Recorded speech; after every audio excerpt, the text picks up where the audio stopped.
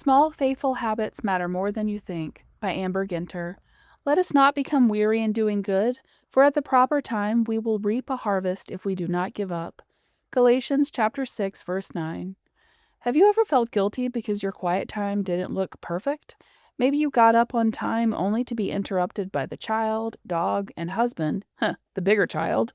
After feeding everyone breakfast, getting them out the door, and taking the dog to the bathroom again, you slump into your chair, discouraged and frustrated.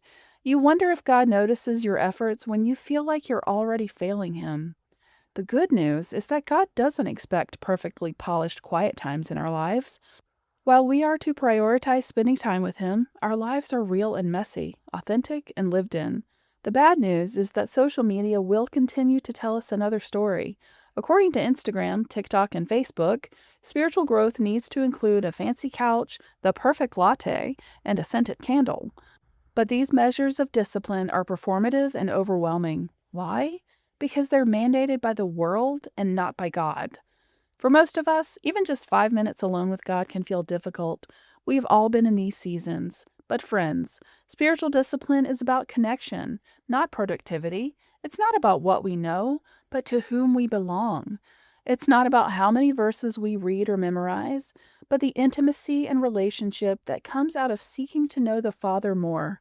And honestly, small consistent habits matter more than 100 verses read in vain or stress. I don't know who needs to hear this, maybe it's me, but God isn't grading your devotional life or journal pages, because that's not faithfulness to Him. Faithfulness is something that grows steadily over time. It's that consistency that matters, not your pursuit of perfection. So this week, I encourage you to start small. Instead of throwing in the towel after the third interruption, take a deep breath and meditate on a single verse. Know that God sees you, and the work you do matters. Don't grow weary, friend. You can stop striving and rest. Question for reflection. What is one small spiritual habit you could implement this week? How would that habit enable you to reconnect with God? It could be setting a timer for 5 minutes of prayer in silence every morning, writing down a prayer, or putting a sticky note on your wall that says presence over production.